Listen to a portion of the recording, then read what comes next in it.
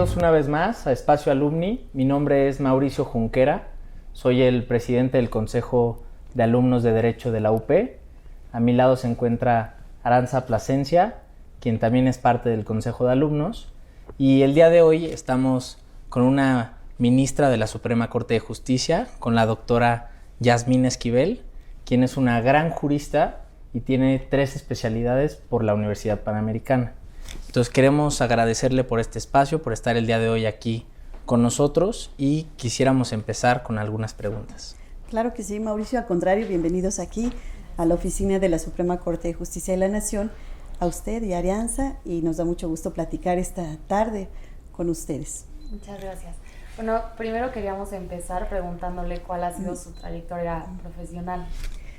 Pues mire, yo me formé en la Universidad Nacional Autónoma de México en la licenciatura en Derecho. Posteriormente a ello estudié un diplomado en el Instituto Nacional de Administración Pública. Más adelante cursé efectivamente, como Mauricio lo ha mencionado, 3 especialidades en la Universidad Panamericana y posteriormente hice el doctorado en un programa en la Universidad Anáhuac con la Universidad Complutense de Madrid. Y bueno, pues ha sido una vida de estudio a lo largo de todos estos años y esa ha sido la formación académica fundamentalmente.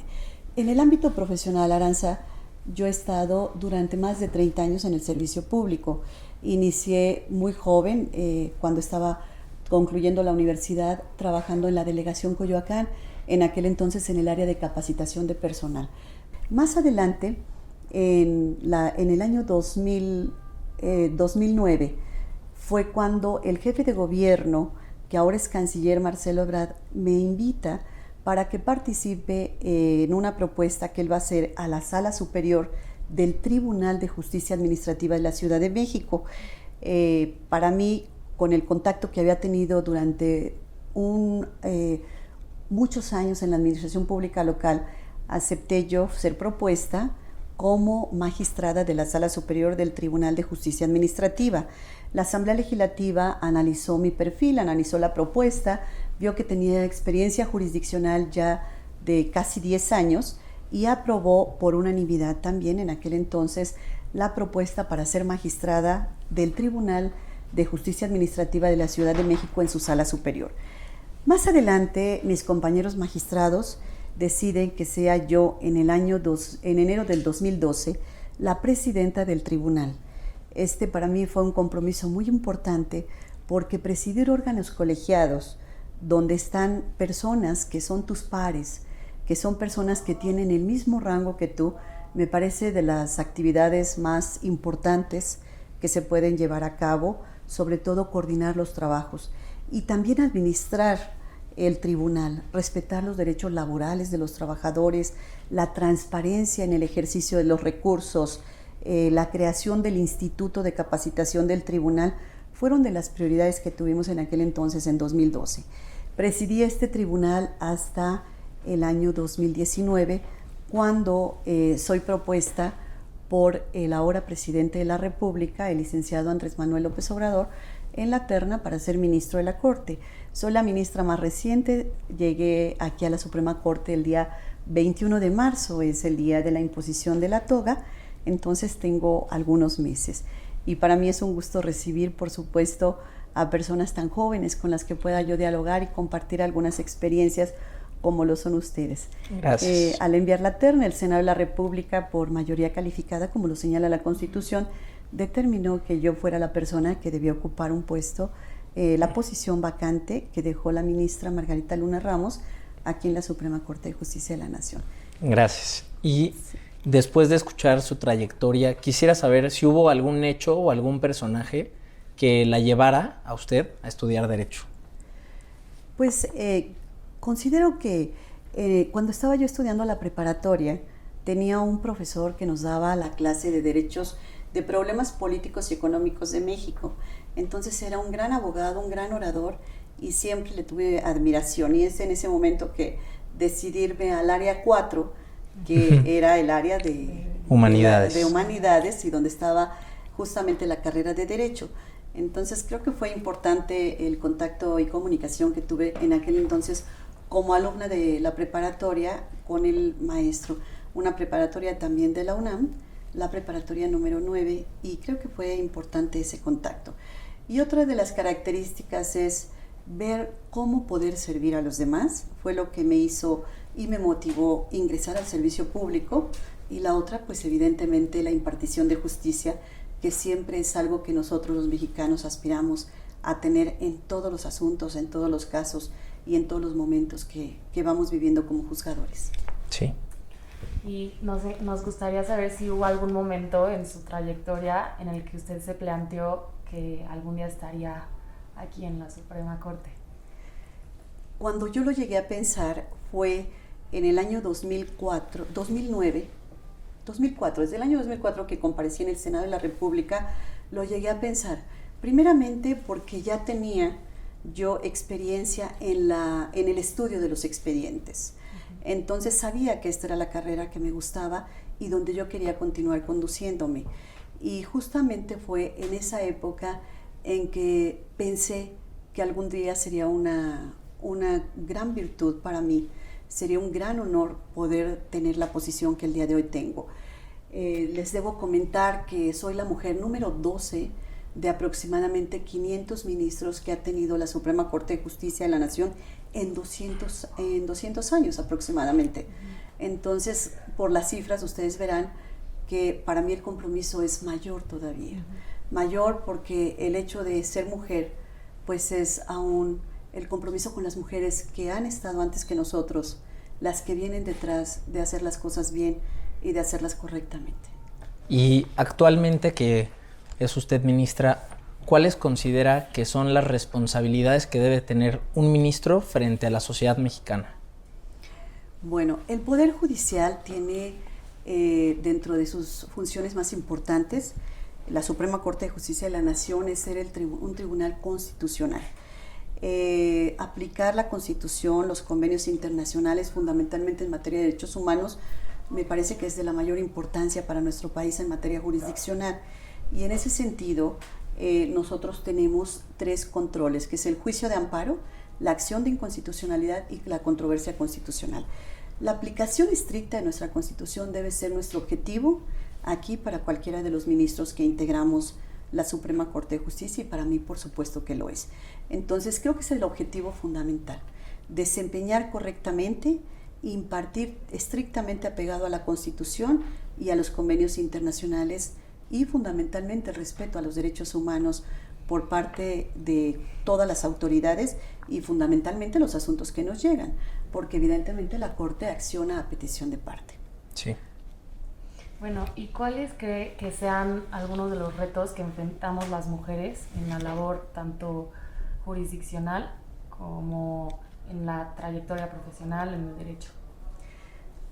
Considero que nosotras las mujeres tenemos el compromiso de estudiar, de capacitarnos, de prepararnos, de leer el expediente, de que cuando nosotros vamos a discutir un expediente con nuestros compañeros, sea un expediente que hayamos analizado, primeramente como juzgadoras. Ahora, sí debo decirles que a nivel de juzgados de distrito, tribunales federales e inclusive también locales, no llegamos ni al 25% las mujeres que estamos trabajando en estas áreas jurisdiccionales. No tenemos ni siquiera el 25%. Entonces, el reto es muy importante para que nosotras que estamos aquí podamos desempeñar una función adecuada de acuerdo a nuestro género. Ahora, creo yo que debe haber más mujeres en los órganos de impartición de justicia, eso no hay duda.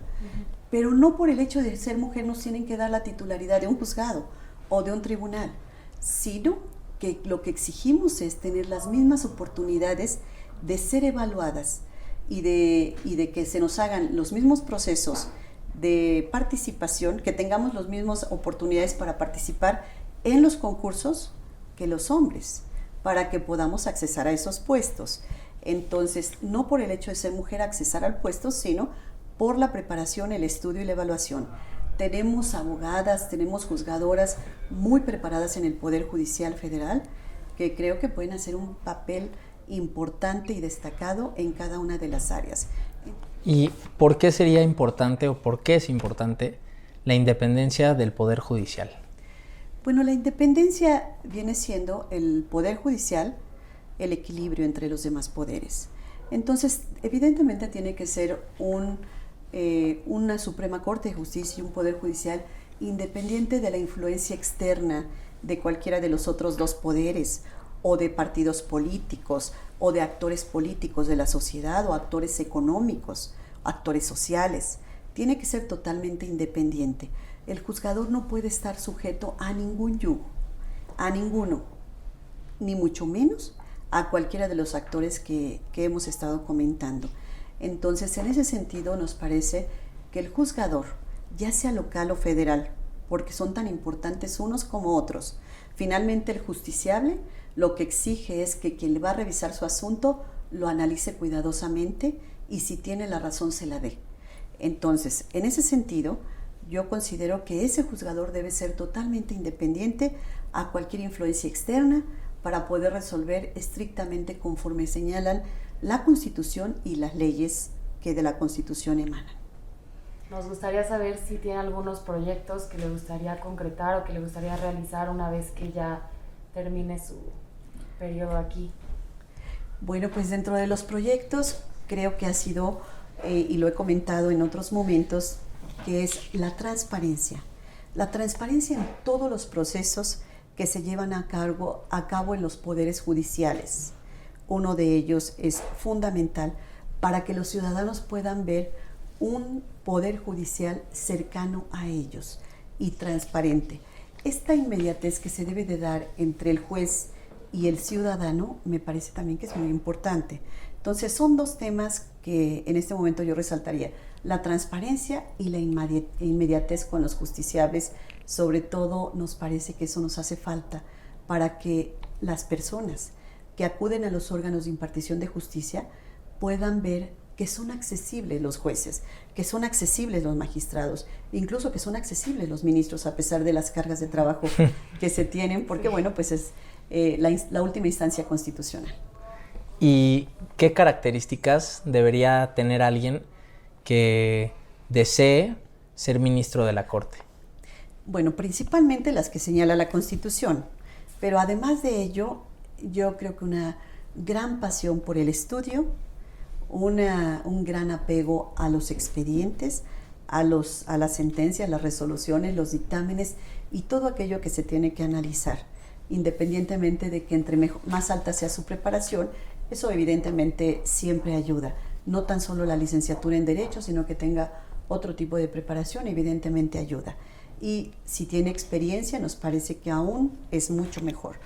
En mi caso personal, tengo 20 años en los órganos de impartición de justicia, en los diferentes órganos que he comentado hace un momento, y a pesar de ello, pues sí, todos los días tenemos que estar estudiando, revisando y analizando cada uno de los expedientes que nos llegan a nuestras manos. ¿O a qué factor usted atribuiría su éxito profesional? Yo creo que son dos factores, Aranza. Uno es evidentemente el estudio, eso no hay duda. La preparación, siempre es irse preparando para poder buscar esos espacios y esas oportunidades que siempre se abren, que siempre se tiene, y mucho más cuando la persona está preparada. Hoy yo le podría comunicar a través del espacio de ustedes a los jóvenes que nos lleguen a ver que la única forma de llegar a donde quieren aspirar es preparándose, estudiando arduamente, y hoy saber que más de la mitad de los estudiantes de Derecho son mujeres, pues también nos llena de orgullo porque sabemos que complementan justamente estos espacios que antes eran exclusivamente para los hombres. Pues muchas gracias, doctora, por permitirnos este espacio y fue un gusto tenerla con nosotros. Al contrario, Mauricio, muchas gracias. Aranza, pues al contrario, tienen las puertas abiertas aquí de la Suprema Corte de Justicia de la Nación y me da mucho gusto que nos visiten el día de hoy. Gracias. Muy amable, gracias. Gracias.